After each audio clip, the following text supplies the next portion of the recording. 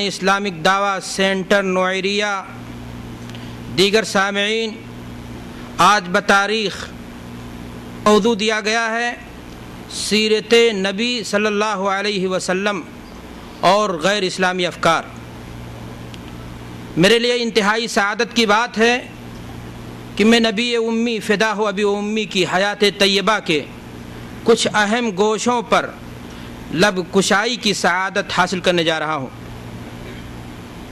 بڑی غیر مناسب بات ہوگی اگر میں ایسے موقع پر اپنے مخلص دوست برادرم شمیم اختر صاحب کا شکریہ نہ ادا کر لوں، جنہوں نے ہمارے اور آپ کے لیے یہ حسین اور پر رونق بزم سجائی ہے۔ اللہ تعالیٰ ان کی کوششوں کو قبول فرمائے۔ دینی بھائیوں،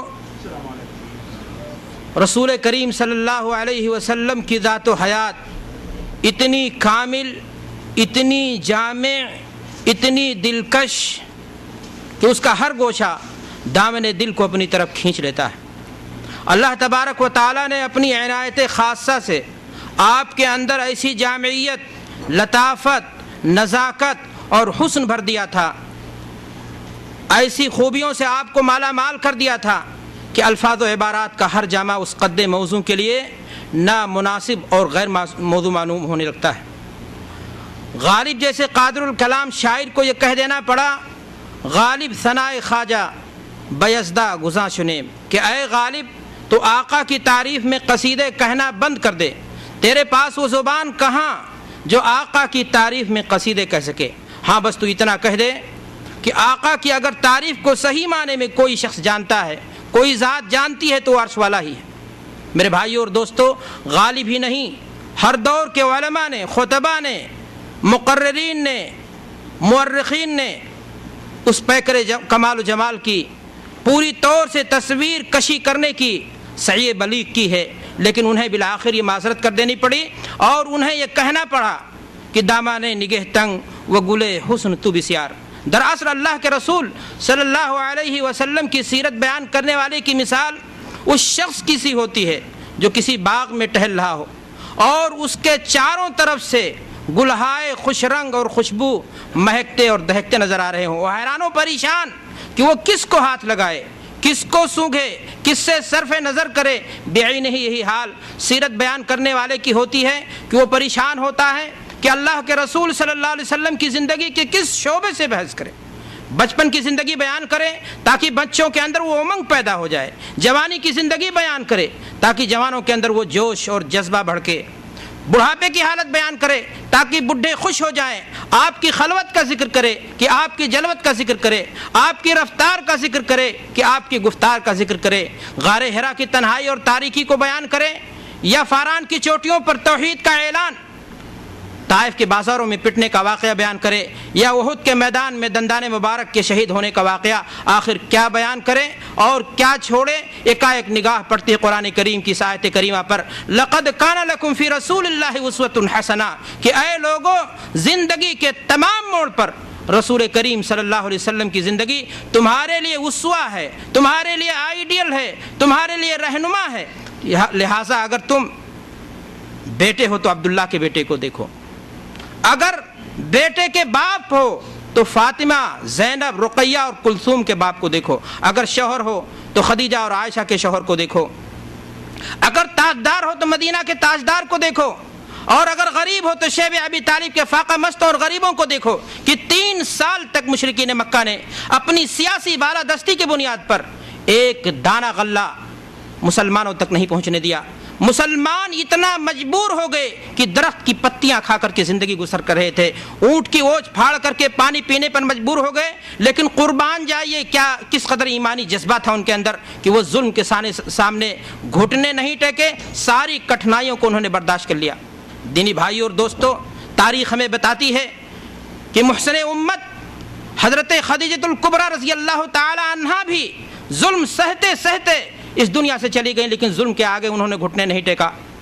یتیم بچوں کو، چھوٹے چھوٹے جو بچے تھے، ان کی چیخو پکار سے یہ مشرکین مکہ جن کے سینوں میں اسلام سے عداوت تھی، کینہ تھا، حسد تھی، جلن تھا، وہ خوش ہوا کرتے تھے، انہیں ترس نہیں آیا چھوٹے بچوں پر بھی۔ لیکن دوستوں اور بزرگوں، نتیجہ کیا ہوا؟ بالآخر اللہ کو جلال آیا दस्तावेज जो मुआहदे की दस्तावेज थी उसे दीमक चाट गए। अगर उसमें कोई चीज़ बाकी रह गई तो वो अल्लाह तबारक व तआला का नाम था। अल्लाह के रसूल सल्लल्लाहु अलैहि वसल्लम के चचा अल्लाह के रसूल की खिदमत में हाजिर होते हैं और अर्ज़ करते हैं, भतीजे किसी मामले पर समझौता कर लो, हालात बहुत परेशान कुन हैं। अल्लाह के रसूल सल्लल्लाहु अलैहि वसल्लम फरमाते हैं कि ऐ चचा, अगर ये एक हाथ में हमारे सूरत दे दें और दूसरे हाथ में चाँद दे दें, लेकिन अल्लाह की कसम जो दावत लेकर के हम उठे हैं, जो मिशन हम लेकर के उठे हैं, उस मिशन से हम रुक नहीं सकते। युरीदून लियुत्फिउ नूरल्लाहि बिअफ़वाहिहिम वल्लाहु मुतिम्मु नूरिही वलौ करिहल काफ़िरून। ये नूरे खुदा है कुफ्र की हरकत पे खंदाजन, फूंकों से ये चराग बुझाया न जाएगा। ये मुआनिदीन इस्लाम अपने मुंह के फूंकों से शमअ इस्लाम को गुल कर देना चाहते हैं, लेकिन अल्लाह का ऐलान है कि शमअ इस्लाम रोज़ अफ़ज़ू से अफ़ज़ू तर होता रहेगा। मेरे भाई और दोस्तों, बात चल रही थी कि अगर तुम गरीब हो तो शेब अबी तालिब के फाका मस्तों और गरीबों को देखो, और अगर तुम यतीम हो तो यतीम मक्का को देखो, जिस यतीम से खुद खालिक कायनात हम कलाम होता है, अलम यजिद का यतीमन फ़आवा, कि ऐ नबी क्या हमने आपको यतीमी की हालत में नहीं पाया और हमने आपको पनाह दी, और पनाह ही नहीं दी, आपका सेहरा अर्श से फर्श तक बुलंद हो गया, हत्ता कि अबुल बशर हज़रत आदम अलैहिस्सलातु वस्सलाम पर भी आपको फजीलत दी। अल्लाह फरमाता है ववजदका आइलन फ़अग़ना, और आपको यतीम फ़कीर पाया और आपको बेनियाज कर दिया। लिहाजा मेरे महबूब की रसालत के दुश्मनों, मेरे महबूब के रास्ते में कांटे बिछाने वालों, इस्लाम की मुखालफत करने वालों, अपनी रेशा दवानियों से, अपनी बदकिरदारियों से, अपनी फितना सामानियों से बाज आ जाओ, इसलिए कि हमारे रसूल के रास्ते में ये सारी चीज़ें करके तुम्हें कोई चीज़ मिलने वाली नहीं है। और अल्लाह तबारक व तआला आपके दामन से ऐसे अफराद और ऐसी बुलंदियाँ वाबस्ता करने वाला है जो इस्लाम का नाम चहारदागे आलम में फैला देंगे। अल्लाह तबारक व तआला कुरान में फरमाता है वद्दुहा वल्लैलि इज़ा सजा मा वद्दअका रब्बुका वमा क़ला, कसम है चाश्त के वक्त की और कसम है रात की जब वो तारीकी उसकी छा जाए, मा वद्दअका रब्बुका वमा क़ला, नबी बद्दिल ना हो, अल्लाह ने आपको छोड़ा नहीं है, आपकी हर मुमकिन मदद करेगा। मेरे भाई और दोस्तों, सरजमीन मक्का की नाअहली साबित हो जाने के बाद शजर इस्लाम की आबियारी के लिए जिस अर्ज़ मुक़द्दस का इंतखाब किया गया, तारीख़ ने उसे यसरिब और अल्लाह के रसूल सल्लल्लाहु अलैहि वसल्लम के वरूद मसूद ने उसे मदीनतुन नबी का नाम दिया है।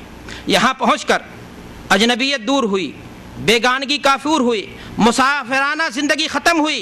यहाँ अल्लाह के रसूल सल्लल्लाहु अलैहि वसल्लम को इत्मीनान की सांस मिली। आप सल्लल्लाहु अलैहि वसल्लम को तामीरी इक़दामात का मौका मिला। आप सल्लल्लाहु अलैहि वसल्लम ने यहूदी साहूकारों के जुल्म और इस्तिब्दाद से मुसलमानों को नजात दिलाई। सियासी मुआहदे हुए, करारदादें पास हुई, उस मस्जिद की तामीर की गई जिस मस्जिद के बारे में कुरान मजीद ने फरमाया है लमस्जिदुन उस्सिसा बुनियानुहु अला तक़वा, मस्जिद नबवी की तामीर हुई। ये सारी चीज़ें मेरे भाइयों इत्मीनान की फ़ज़ा में बज़ाहिर हो रही थीं, लेकिन अभी दुश्मनों ने इत्मीनान की सांस न ली थी। जालिम कहीं भी होता है तो अपने मद्दे मुकाबिल को वो सांस नहीं लेने देता। मक्का के ये मुशरिक मुसलमानों को मक्का से हिजरत करने पर मजबूर कर देने के बावजूद भी चैन से नहीं बैठे, वो चढ़ाए, मदीना पर चढ़ाए। चुनाचे पहली लड़ाई हुई और इस्लाम और कुफ्र का सबसे पहला वाक़या पेश आया। तारीख़ हमें बताती है कि आन की आन में कुफ्र हक़ से टकरा करके पाश पाश हो गया। इस्लाम की मुखालफत में पेश रहने वाले उतबा और शैबा 70 सनादीदे कुरैश मौत के घाट उतार दिए गए और आन की आन में मुसलमानों को गलबा हो गया। मेरे भाई और दोस्तों, यहीं से अल्लाह के रसूल सल्लल्लाहु अलैहि वसल्लम ने मुख्तलिफ बादशाहों के नाम इस्लाम का पैगाम रवाना किया। कैसर और किसरा के बादशाहान को इस्लाम की दावत पेश करी। यहीं से अल्लाह के रसूल सल्लल्लाहु अलैहि वसल्लम ने हुनैन की जंग लड़ी और इसी दौर में जंग तबूक के लिए सब्र आज़मा पेश कदमी हुई।